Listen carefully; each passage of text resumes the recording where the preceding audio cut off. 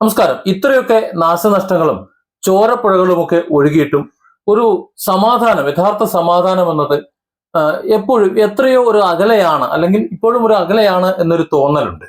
യുദ്ധത്തിന് അറുതിയാകുമെന്ന് American president Donald Trump വലിയ വർത്തമാനം പറഞ്ഞപ്പോഴൊന്നും ഇറാൻ അതിന് വഴങ്ങിയിരുന്നില്ല, മൈൻഡ് ചെയ്തിരുന്നില്ല എന്നാണ് സത്യം.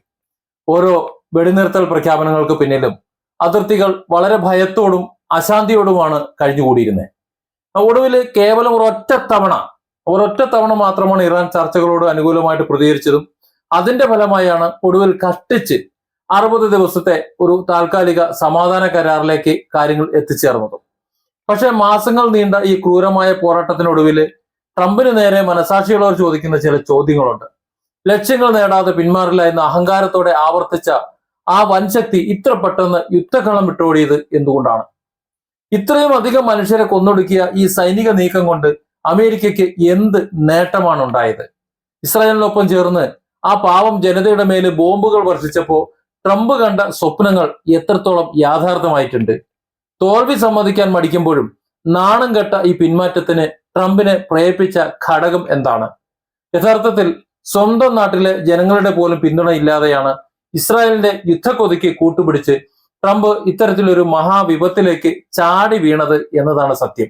4 ദിവസം കൊണ്ട് കൂട്ടിക്കെട്ടും, ഇറാനെ ഭസ്മമാക്കിക്കൊണ്ട് ഇറാനെ ഭൂപടത്തിൽ നിന്ന് നീക്കും എന്ന് പറഞ്ഞുകൊണ്ട് യുദ്ധത്തിലേക്ക് കാലെടുത്ത് വെച്ച ഡൊണാൾഡ് ട്രംപ് അത് നടക്കില്ല എന്ന് പറഞ്ഞപ്പോ 4 മാസത്തോളം യുദ്ധം നീളുമെന്ന് പ്രവചിച്ച ഒരു പോരാട്ടം, ആ പോരാട്ടം 1.5 മാസം പിന്നിട്ടപ്പോഴേക്കും നിർത്തിവെക്കാൻ അദ്ദേഹം നിർബന്ധിതനാകുകയായിരുന്നു എന്നാണ് നമുക്ക് മനസ്സിലാകുന്നത്.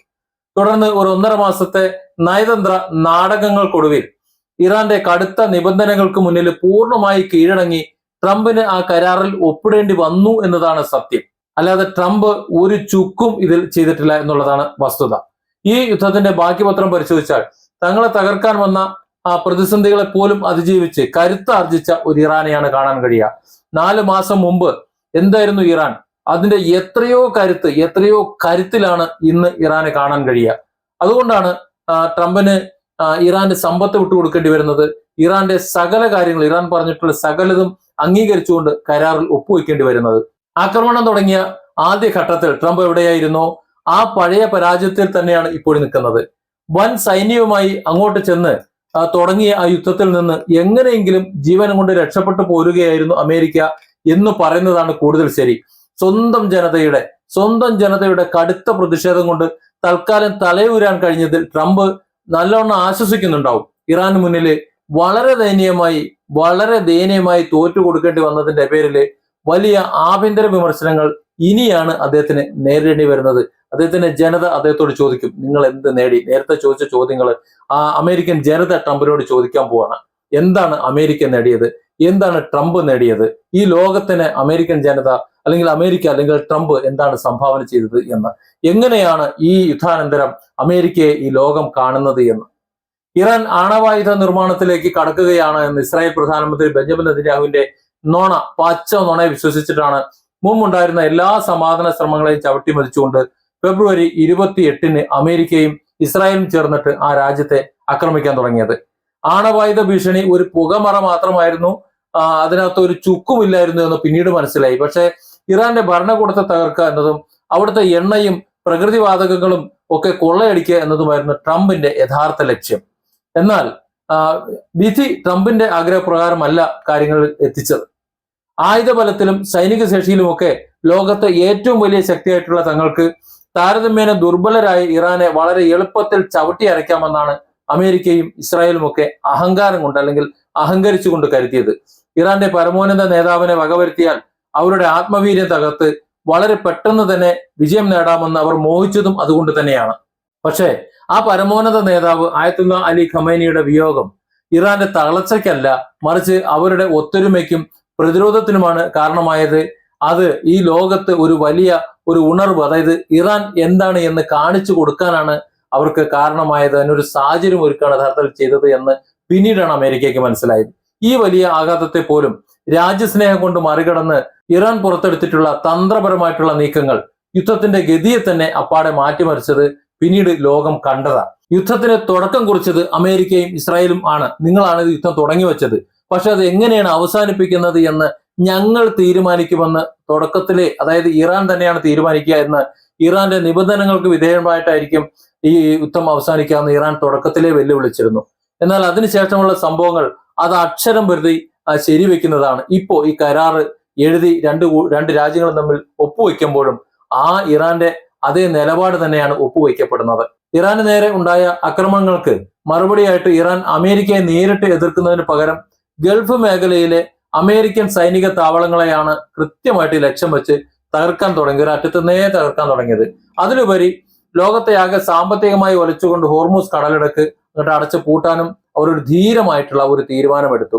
ഫെബ്രുവരിയിലെ ആ യുദ്ധത്തിന്റെ തുടക്കത്തിൽ തന്നെ ഇറാൻ ഈ പാത അങ്ങോട്ട് പൂട്ടി സീല് വെച്ചതോടെ ജീവഭയം കാരണം ഒരു കപ്പലും ആ വഴിക്ക് പോകാതായി.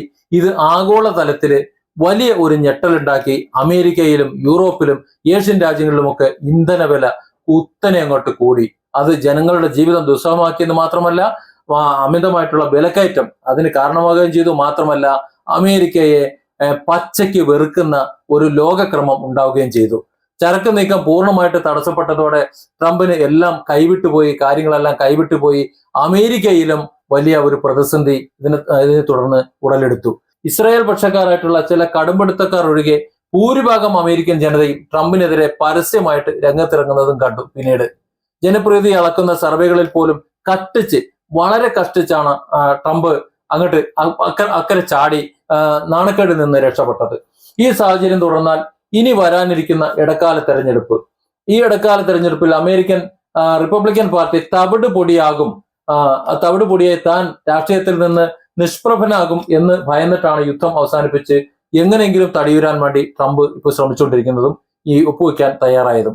അതോടെ ഇറാൻ യുദ്ധത്തിന്റെ തുടക്കത്തിൽ എന്താണോ പറഞ്ഞിരുന്നത്, അവർ എന്താണോ വിഭാവന ചെയ്തത്, അതേ രീതിയിൽ തന്നെ ആവശ്യപ്പെട്ട എല്ലാ ഇളവുകളും നട്ടെല്ല് നിവർത്തി നിന്ന് നേടിയെടുത്ത് യുദ്ധം അവസാനിപ്പിക്കാൻ ഇറാന് സാധിച്ചിട്ടുണ്ട്. അടുത്ത ദിവസം ഒപ്പുവെക്കാൻ പോകുന്ന 60 ദിവസത്തെ സമാധാന കരാറിൽ 2 പ്രധാന ആവശ്യങ്ങളാണ് ഇറാന്റെ കടുപിടുത്തത്തിലൂടെ നേടിയെടുത്തിട്ടുള്ളത്. അതിലൊന്ന്, അവരുടെ ആണവ പദ്ധതിയെക്കുറിച്ച് ഇപ്പോൾ ഒരൊറ്റ അക്ഷരം മിണ്ടില്ല. സത്യത്തിൽ അമേരിക്കയുടെ ആവശ്യം എന്തായിരുന്നു? അമേരിക്കയുടെ ആവശ്യം ഇറാന്റെ എണ്ണയും ഇറാനിലുണ്ടായിരുന്ന യുറേനിയമാണ്. അതെല്ലാവർക്കും അറിയാം, അത് ഇറാനും അറിയാം. അതുകൊണ്ട് തന്നെ ആണവായുധത്തിന് ആവശ്യമായ 1/2 ടണ്ണോളം സമ്പുഷ്ടീകരിച്ച യുറേനിയം അത് വിട്ടു നൽകാൻ ഇറാൻ ഒട്ടും കൂട്ടാക്കിയില്ല. അതിനെക്കുറിച്ച് ഒരക്ഷരം മിണ്ടാൻ ഇറാൻ തയ്യാറായില്ല എന്നതാണ്. ഈ 2 കാര്യങ്ങൾ ഒടുവിൽ ട്രംപിന് ദയനീയമായിട്ട് സമ്മതിക്കേണ്ടി വന്നു. ഇതിനു പുറമെ വിദേശ ബാങ്കുകളിൽ അമേരിക്ക മരവിപ്പിച്ചു നിർത്തിയിരുന്ന ഇറാന്റെ സ്വന്തം നിക്ഷേപങ്ങളുണ്ട്. ആ നിക്ഷേപങ്ങൾ മുഴുവൻ തിരികെ നൽകാനും ധാരണയായിട്ടുണ്ട്. എന്തായി ഇപ്പൊ കഥ? തൽക്കാലം യുദ്ധത്തിന്റെ നാണക്കേടിൽ നിന്ന് പിന്മാറാൻ ട്രംപിന് കഴിഞ്ഞിട്ടുണ്ടെങ്കിലും ഈ ഇളവുകൾ അനുവദിച്ചതിന്റെ പേരിൽ സ്വന്തം പാർട്ടിയിലെ ഇസ്രായേൽ അനുകൂലികളിൽ നിന്ന് ട്രംപ് കടുത്ത ചോദ്യം ചെയ്യലുകൾ നേരിടേണ്ടി വരും എന്ന കാര്യത്തിൽ ഒരു സംശയവുമില്ല. തങ്ങളുടെ യുറേനിയം ശേഖരം അത് വിട്ടുകൊടുത്തില്ല എന്ന് മാത്രമല്ല, ആണവ സാങ്കേതിക വിദ്യയും അതിലുള്ള അടിസ്ഥാന സൗകര്യങ്ങളും എല്ലാം ഇറാന്റെ കൈകളിൽ ഇന്നും സുരക്ഷിതമായി നിലനിൽക്കുകയാണ്. തകർന്ന ആണവ നിലയങ്ങൾ അവർ കൂടുതൽ കരുത്തോടെ വീണ്ടും നിർമ്മിച്ചു തുടങ്ങി. ഇതിലൂടെ അമേരിക്കയുടെ പ്രധാന ലക്ഷ്യം പൂർണ്ണമായി പരാജയപ്പെടുത്തുകയാണ് ഉണ്ടായതെന്ന് ലോകത്തിന് മനസ്സിലാക്കുകയും ചെയ്തു. ഇറാന്റെ ബാലിസ്റ്റിക് മിസൈലുകളും ഡ്രോൺ ശേഖരവും ഒക്കെ മൊത്തം നശിപ്പിച്ചു കളഞ്ഞ് സഖ്യകക്ഷികളായിട്ട് അറബ് രാജ്യങ്ങളിലുള്ള ഇറാന്റെ ബേസിൽ അവിടെയുള്ള അമേരിക്കൻ പട്ടാളത്തിനുമൊക്കെ അവർക്ക് നിലവിൽ ഇറാന്റെ ഭീഷണിയുണ്ട്, സുരക്ഷാ ഭീഷണിയുണ്ട്. ആ ഭീഷണി കുറയ്ക്കുക എന്നതായിരുന്നു ട്രംപിന്റെ മറ്റൊരു വ്യാമോഹം. പക്ഷേ ഇറാന്റെ നാവിക വ്യോമസേനകൾക്ക് ഭാഗികമായി നഷ്ടം വരുത്താൻ അവർക്ക് കഴിഞ്ഞുവെങ്കിലും മിസൈൽ ഡ്രോൺ നിർമ്മാണ ശേഷിയെ തൊടാൻ പോലും അമേരിക്കയ്ക്ക് സാധിച്ചില്ല. വളരെ കുറഞ്ഞ ചെലവിൽ അവർ ഇപ്പോഴും ഡ്രോണുകളും മിസൈലുകളും നിർമ്മിച്ച് തങ്ങളുടെ പോരാട്ടം ധീരമായി നടത്തുന്നുണ്ട്. അതായത് ഒരു മിസൈൽ പോകുമ്പോൾ അടുത്ത മിസൈൽ അവർ നിർമ്മിക്കുന്നുണ്ട്. അതുകൊണ്ടാണ് ഈ നിർമ്മാണം കൃത്യമായി നടക്കുന്നത് കൊണ്ടാണ് അവരെ ഒന്നും ചെയ്യാൻ പറ്റാത്തത്. പശ്ചിമേഷ്യയിലെ ലെബനൻ അടക്കമുള്ള മേഖലകളിൽ ഹിസ്ബുള്ള അടക്കമുള്ളവർക്ക് സായുധ സംഘങ്ങൾക്ക് ഇറാൻ നൽകുന്ന പിന്തുണ ഇല്ലാതാക്കാനുള്ള US-ന്റെ എല്ലാ ട്രംപിന്റെ നീക്കങ്ങളെല്ലാം പൂർണ്ണമായിട്ട് പാളിപ്പോകുന്നതാണ് നമ്മൾ കാണുന്നത്. ലെബനനിലെ ഹിസ്ബുള്ള, അതുപോലെ യമനിലെ ഹൂത്തികളൊക്കെ കൂടുതൽ ആവേശത്തോടെയും കൂടുതൽ പോരാട്ട വീര്യത്തോടെയും ഇപ്പോഴും രംഗത്തുണ്ട്. ഇസ്രായേല് ലെബനനെ വീണ്ടും ആക്രമിച്ചു കഴിഞ്ഞാൽ ഈ സമാധാന കരാർ വലിച്ചു കീറി എറിയുമെന്ന കടുത്ത മുന്നറിയിപ്പും ഇറാൻ നൽകിയിട്ടുണ്ട്. അതായത് ചെകുത്താനും കടലിനും ഇടയിലാണ് ഇപ്പോൾ ട്രംപിന്റെ ഒരു വാസം. യുദ്ധം നിർത്തേണ്ടത് അമേരിക്കയുടെ ആവശ്യം. തുടർന്നു പോയാൽ അമേരിക്ക ചീഞ്ഞ് നാറും, ആ കാര്യം ഉറപ്പ്. എന്നാൽ ഇസ്രായേലിനെ സംബന്ധിച്ചിടത്തോളം ലെബനനെ അടിക്കാതിരിക്കാൻ പറ്റില്ല. അവരുടെ വിശാല രാജ്യം, അവരുടെ സ്വപ്നം. ഇനി ഇസ്രായേലെങ്ങാനും ലെബനനെ തൊട്ട് കഴിഞ്ഞാലോ ഈ കരാറൊക്കെ അങ്ങോട്ട് വലിച്ചു കീറി എറിഞ്ഞ് ഇസ്രായേലിനെ ചുട്ടരിക്കാൻ വേണ്ടി ഇറാൻ ഇറങ്ങിത്തിരിക്കുകയും ചെയ്യും. വല്ലാത്തൊരവസ്ഥയാണ് പശ്ചിമേഷ്യയിൽ ഇപ്പോഴും നിലനിൽക്കുന്നത്. യുദ്ധം തുടങ്ങിയ ഉടൻ തന്നെ ഇറാൻ ഹോർമൂസ് കടലിടുക്ക് അടച്ചപ്പോ അത് തുറപ്പിക്കാൻ വേണ്ടി ട്രംപ് പല അടവുകളും 18 അടവുകളും നോക്കിയിരുന്നു. ഒടുവില് ആ കടലിടുക്കിൽ അമേരിക്ക സ്വന്തം നിലയ്ക്ക് നാവിക ഉപരോധം ഏർപ്പെടുത്തിയതോടെ കാര്യങ്ങൾ കൂടുതൽ സങ്കീർണമാവുകയാണ് ചെയ്തത്. പൂട്ടിയിട്ട് ഇറാനെ പൂട്ടാമെന്ന് കരുതിയത് ഡബിൾ പൂട്ടിട്ട് ഇറാൻ അങ്ങോട്ട് പൂട്ടി. കടലിടുക്കില് ഇറാന്റെ ആധിപത്യം തകർക്കുക എന്ന യുഎസിന്റെ ലക്ഷ്യം അവിടെ പൂർണ്ണമായിട്ട് പരാജയപ്പെട്ടു. ഇപ്പോ ഹോർമൂസ് പാത വീണ്ടും തുറക്കാൻ തീരുമാനിച്ചുവെങ്കിലും അവിടുത്തെ ഹോർമൂസിന്റെ പരമാധികാരം ഇപ്പോൾ ഇറാന്റെ കൈകളിൽ തന്നെയാണ്. കപ്പൽ ഗതാഗതം പൂർണ്ണ തോതിലാകാൻ വേണ്ടി ഇനിയും ആഴ്ചകൾ കാത്തിരിക്കേണ്ടി വരും. ഇറാൻ അവിടെ സ്ഥാപിച്ചിട്ടുള്ള മൈനുകളുണ്ട്, ഒരുപാട് മൈനുകളുണ്ട്. അതൊക്കെ പൂർണ്ണമായി നീക്കം ചെയ്താൽ മാത്രമേ സുരക്ഷിതമായ യാത്ര സാധ്യമാകൂ. എങ്കിലും വിവിധ തുറമുഖങ്ങളിൽ മാസങ്ങളായി കുടുങ്ങിക്കിടക്കുന്ന ചരക്ക് കപ്പലുകൾക്ക് പോർട്ട് അധികൃതർ ചുമത്തുന്ന വൻ തുകയിലുള്ള ഡിറ്റൻഷൻ ഡിമറേജ് നിരക്കുകൾ ഒഴിവാക്കാൻ തീരുമാനിച്ചത് വലിയ പ്രതിസന്ധിയിലായിരുന്ന കയറ്റുമതി വ്യാപാരികൾക്ക് വലിയ ഒരു ആശ്വാസമാണ്. ഇസ്രായേലിന്റെയും ഗൾഫ് മേഖലയിലെ സ്വന്തം സൈനിക താവളങ്ങളുടെയും സുരക്ഷ ഉറപ്പാക്കുന്നതിൽ ട്രംപ് സമ്പൂർണമായി പരാജയപ്പെട്ടു എന്നതാണ് ഈ യുദ്ധത്തിന്റെ ഒരു റിസൾട്ട്. അമേരിക്ക ഇറാനെ ആക്രമിച്ചപ്പോഴൊക്കെ അവർ കൃത്യമായി തിരിച്ചടിച്ചത് ഗൾഫ് രാജ്യങ്ങളിലെ യുഎസിന്റെ താവളങ്ങളിലാണ്. ഇത് ഗൾഫ് രാജ്യങ്ങളുടെ സമ്പദ് വ്യവസ്ഥയും എണ്ണ കയറ്റുമതിയും ഒക്കെ അതിരൂക്ഷമായിട്ട് ബാധിച്ചിട്ടുണ്ട്. അമേരിക്കൻ സൈനിക കേന്ദ്രങ്ങൾക്ക് വലിയ നാശനഷ്ടമാണ് ഇറാൻ വരുത്തിവെച്ചത്.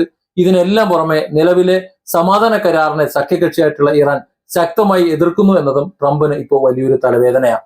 കരാർ ഒപ്പിടുന്നതിന് മുമ്പ് ട്രംപ് ഇസ്രായേൽ പ്രധാനമന്ത്രിയെ ഫോണിൽ വിളിച്ചെങ്കിലും തെക്കൻ ലെബനനിൽ നിന്നുള്ള പിന്മാറ്റം ഇല്ല, അതിന് ഞങ്ങൾ തയ്യാറല്ല എന്നുള്ള നിഷ്ഠൂരമായിട്ടുള്ള നിലപാടിലാണ് ഇസ്രായേലിന്റെ പ്രതിരോധ മന്ത്രി. എന്നാൽ ലെബനനിൽ അക്രമം തുടർന്നാൽ സമാധാന കരാർ തകരുമെന്ന് ഇറാനും അസന്നിഗ്ധമായിട്ട് വ്യക്തമാക്കിയിട്ടുണ്ട്.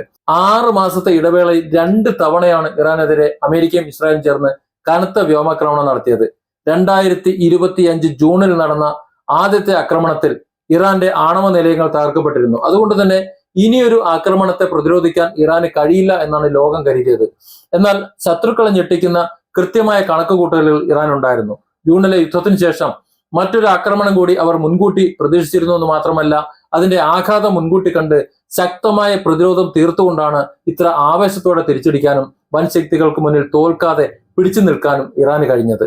ഇറാഖ് രാജ്യവുമായി 10 വർഷത്തോളം നീണ്ട ചോരപ്പുഴ ഒഴുക്കിയ യുദ്ധത്തിന്റെ പരിചയ സമ്പത്ത് ഇറാന് വലിയൊരു കരുത്തായി മാറിയിട്ടുണ്ട് എന്നത് അമേരിക്ക ഒരുപക്ഷെ മറന്നുപോയിട്ടുണ്ടാകും. നിരന്തരമായ യുദ്ധ സാഹചര്യങ്ങളോട് ഒരു ഭയവുമില്ലാതെ പൊരുത്തപ്പെടാനുള്ള ഇറാന്റെ ഈ ശേഷി ട്രംപിന്റെ എല്ലാ അഹങ്കാരങ്ങളും എല്ലാ കണക്കുകൂട്ടലും തെറ്റിച്ചിട്ടുണ്ട്.